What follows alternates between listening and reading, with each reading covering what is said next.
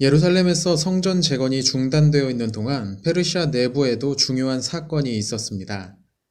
BC 538년 유대인들이 고국으로 돌아갈 수 있도록 허용했던 제국의 창시자 키루스 2세, 즉 고레스가 제국 동부의 메디아 지역을 공격해온 유목민족을 쫓아내기 위해 나섰다가 전사한 것입니다. 이게 BC 530년 8월경이었다고 합니다. 그의 시신은 수도인 파사르가다에 안치되었습니다. 키루스의 무덤은 오늘날 유네스코에서 지정한 세계 문화유산이기도 하죠. 그는 당시 지구에서 가장 넓은 영토를 보유한 유능한 정복 군주였고 제국 내 다양한 민족들을 관용적으로 대함으로써 넓은 영토에도 불구하고 반란이 적었던 유능한 통치자였습니다. 후에 키루스와 마찬가지로 대왕이라는 별명이 붙었던 알렉산드로스도 이런 키루스를 매우 존경했다고 하죠. 키루스는 맏아들인 캄비세스 2세를 일찌감치 공동 통치자로 임명했었는데 그가 죽으면서 자연스럽게 왕위는 캄비세스 2세에게 이어집니다. 그런데 이 과정에서 뭔가 부자연스러운 상황이 발생하지 않았나 싶습니다. 캄비세스는 자신의 두 여동생들과 결혼함으로써 왕위 계승의 정통성을 강조해야만 했던 것 같습니다. 키루스는 페르시아가 일어나기 전 서아시아 지역 4개의 주요 왕국 중 3개를 정복했습니다. 바벨론과 메디아, 리디아였죠. 캄비세스는 부왕이 정복하지 못했던 나머지 1개의 나라, 즉 이집트를 정복하기 위해 전쟁을 벌이기로 결심합니다. 사실 키루스가 이집트를 정벌하지 못했던 것은 힘이 약해서가 아니었을 겁니다. 페르시아의 본거지는 그가 이룬 제국의 남동쪽에 치우쳐져 있었고 나머지 지역은 새롭게 편입된 땅과 민족들이었습니다. 비록 그가 이전의 통치 구조를 그대로 이어받았다고 하더라도 당연히 이들을 하나로 모으는 작업만 하더라도 많은 시간이 필요했을 겁니다. 이런 상황에서 가장 멀리 떨어진 이집트까지 원정을 하는 것은 무리라고 판단했던 거죠. 당시 이집트는 여전히 제26왕조였습니다. 아시리아 세력에 의해 세워진 이집트 26왕조는 아시리아를 무너뜨린 바벨론과 지속적으로 대립을 하면서 중간에 낀 유다 왕국의 운명에도 큰 영향을 끼쳤었습니다. 키루스가 대제국을 세우고 있는 동안 이집트에서도 아흐모세라는 이름의 유능한 파라오가 BC 570년경부터 장기 집권을 하고 있었습니다. 책에 따라서 아마시스 또는 아메시스 등으로 불리기도 합니다. 특별히 그리스 세력과 동맹을 맺으면서 상업을 진흥시켰고 주요한 법률들을 제정하기도 했었답니다.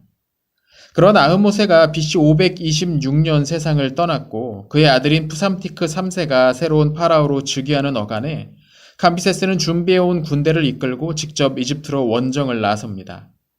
그런데 이 원정에 나서기 전 그는 남동생인 바르디아를 살해했다고 합니다. 참고로 어떤 자료에는 바르디아를 스메르디스라고 표기하기도 하죠. 자신이 직접 전쟁에 나간 사이에 본국에서 왕위에 위협이 될 수 있다고 여겼던 것 같습니다. 제가 앞서 캄비세스의 왕위 계승 과정에 뭔가 껄끄러운 분위기가 있지 않았나 했던 것도 이런 사건들 때문입니다. 아무튼 군대를 몰고 이집트에 도착한 캄비세스는 이집트의 관문이라고 할 수 있는 펠루시움에서 파네스가 지휘하는 이집트 대군을 대파합니다. 아마 이때 파네스는 페르시아 쪽으로 귀순을 했던 것 같습니다. 전세는 기울고 있었고 나일강 하류 삼각주의 또 다른 주요 도시인 사이스를 지키고 있던 대제사장도 항복을 했죠. 수도인 멤피스도 몇 달간의 포위 끝에 마침내 함락되고 맙니다. 이게 BC 525년의 일입니다. 캄비세스는 이집트를 직접 통치하기로 결정하고 파라오의 지위에 오릅니다. 이게 이집트 제27왕조죠. 이후로 한동안 페르시아의 왕이 이집트의 파라오를 겸하게 됩니다. 푸삼티크 3세는 이후 도망쳐서 추종자들과 함께 페르시아에 대항하는 반란을 일으키기도 했지만 성공을 거두지는 못합니다. 기록에 따르면 캄비세스는 반란군을 진압하고 약 2,000명이 넘는 사람들을 처형했다고 합니다. 이때 푸삼티크 3세 역시 처형되었다죠. 자, 그렇게 이집트의 캄비세스가 세운 페르시아계 왕조가 들어서면서 오래전부터 이 지역에 이주해 살고 있던 유대인들의 상황에도 변화가 생겼습니다. 1908년 나일강 상류 엘레판틴 섬에서 발견된 파피루스 문서에 따르면 BC 5세기경, 그러니까 페르시아가 이 지역을 지배하고 있었을 무렵 많은 유대인들이 이 섬 인근에 모여 살았다고 합니다. 심지어 그들은 여기에 예루살렘 성전을 모방한 거대한 여호와 신전을 건축하기도 했었다고 하네요. 이렇게 이들이 자신만의 신전까지 세울 수 있었던 것은 이집트의 오랜 골칫거리 중 하나였던 남쪽의 누비아족을 막기 위해 군사 조직이 필요했기 때문입니다. 파라오들은 엘레판틴의 요새에 유대인 용병들을 배치하는 정책을 폈고 그 대가로 유대인들은 어느 정도 자율적인 공동체 조직을 유지할 수 있었던 게 아닌가 싶습니다. 종교적인 자유도 일부 누렸던 거죠. 그러나 후에 이집트에 대한 페르시아의 영향력이 줄어들면서 BC 410년경 이 신전은 이집트 나일강을 신격화한 신인 크눔 신전의 사제들에 의해 파괴되고 맙니다. 신전의 파괴는 그 신전을 세운 유대인들에 대한 처우 역시 나빠졌다는 것을 의미할 겁니다.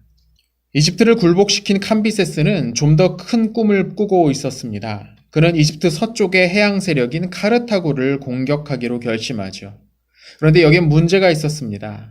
가장 큰 문제는 보급선이 너무 길어진다는 것이었습니다. 카르타고는 북아프리카의 중앙부에 위치해 있었습니다. 육로로 가든 해로로 가든 본국 메소포타미아 지역에서 너무 멀어져 버립니다. 물론 캄비세스 역시 이를 잘 알고 있었을 겁니다.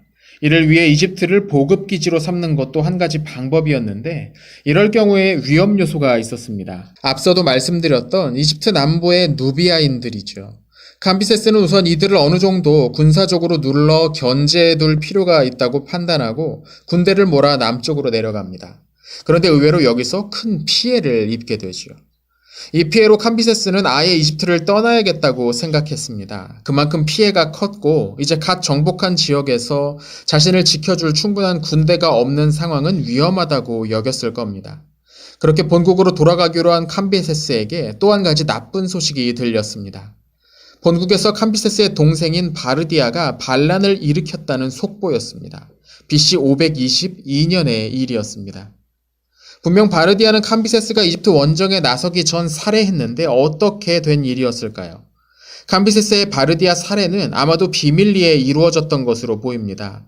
아무래도 친동생을 죽이는 것이 민심에 좋지 않았을 테니까요.